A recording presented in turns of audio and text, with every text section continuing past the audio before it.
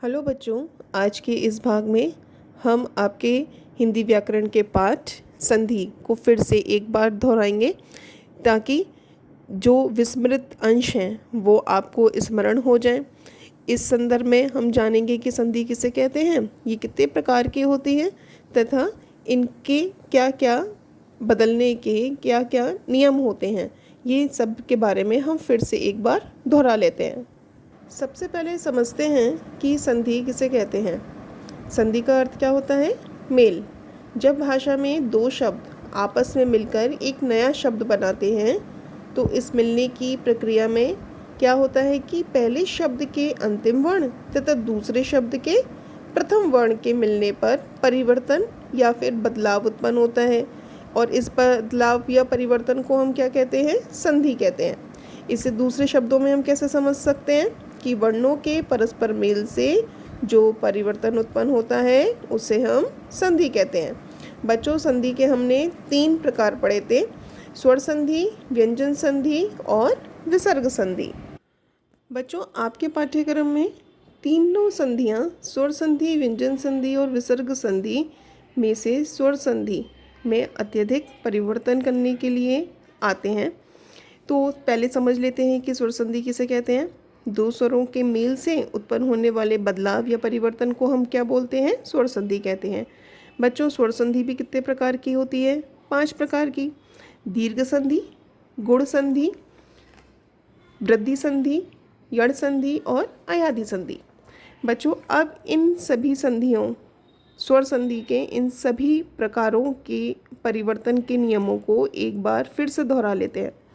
दीर्घ संधि का नियम क्या होता है कि ह्रस्व या दीर्घ स्वर के बाद ह्रस्व या दीर्घ स्वर आने पर दोनों मिलकर जब दीर्घ स्वर में परिवर्तित होते हैं तो उसे हम क्या बोलते हैं? दीर्घ संधि। और गुण संधि में क्या होता है?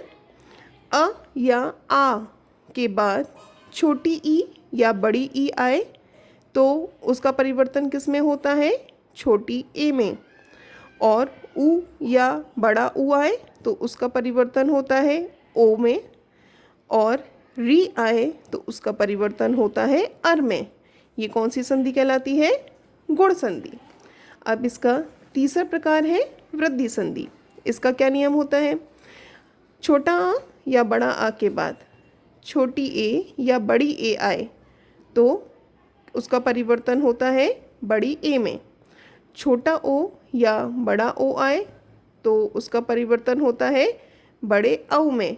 और इस संधि को हम क्या कहेंगे? वृद्धि संधि। इसका चौथा प्रकार है यण संधि। छोटी ई या बड़ी ई, छोटा ऊ या बड़ा ऊ अथवा री, र से ऋषि के बाद कोई भिन्न स्वर आए तो उसके आने पर क्या होता है? छोटी ई या बड़ी ई का हो जाता है य। छोटा ऊ या बड़ा ऊ का परिवर्तन होके होता है व तथा री का परिवर्तन होकर क्या बन जाता है? र बन जाता है। इसे हम क्या बोलते हैं? यण संधि। उसके बाद हमारा 5वां प्रकार है इसका अयाधि संधि। छोटी ए बड़ी ए, छोटा ओ बड़ा ओ के बाद छोटी ए बड़ी ए, छोटा ओ बड़ा ओ के अलावा कोई भी भिन्न स्वर हो तो ए का अय, बड़ी ए का आय, ओ का अव और बड़ा औ का आव हो जाता है। इसे हम क्या बोलते हैं? अयाधि संधि। तो बच्चों, इस प्रकार हमने सभी संधि के नियमों को एक बार सारे जो नियम परिवर्तन करने के होते हैं उन्हें समझ जाएं। इसे आप एक बार फिर से ध्यान से समझें ताकि परीक्षा में पूछे गए परिवर्तन के जब करने को आए तो आप आसानी से कर सकें।